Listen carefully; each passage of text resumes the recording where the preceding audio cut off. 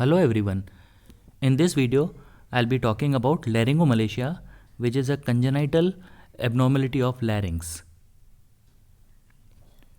So by definition, laryngomalacia means excessive flaccidity of the supraglottic larynx, which is sucked in during inspiration, producing stridor and sometimes cyanosis. So this is a cause of inspiratory stridor. And it is the most common congenital abnormality of the larynx, and it is a very common cause of congenital laryngeal stridor. So in laryngomalacia, when the patient breathes in, then because of the flaccidity, the supraglottic larynx is sucked and it produces noisy breathing, that is stridor. Clinical features: this laryngomalacia manifests either at birth or soon after, but it usually disappears by 2 years of age. So we can say most of the times it is a self-limiting disease.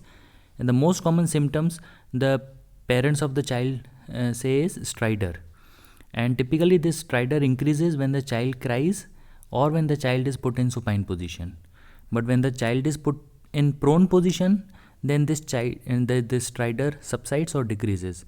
The reason is when the child is put in prone position, the supraglottic larynx, which was sucked in earlier, it falls out, so the airway improves.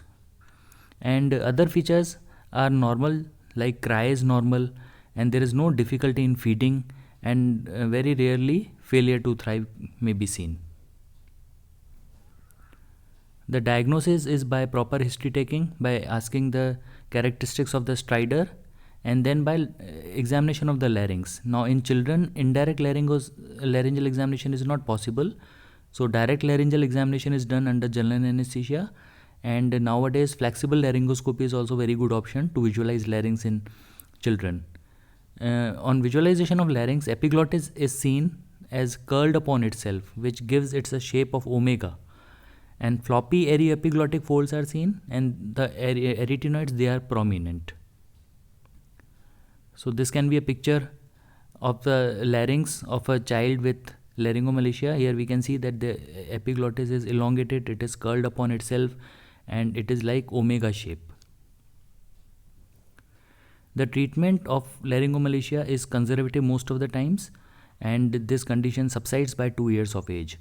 However, if there is severe obstruction or respiratory distress, then sometimes tracheostomy may be required, and rarely surgical intervention in the form of supraglottoplasty is done, in which the supraglottic structures like epiglottis, arytenoids, they are repaired in such a way that the airway is patent and the stridor goes away. Thank you.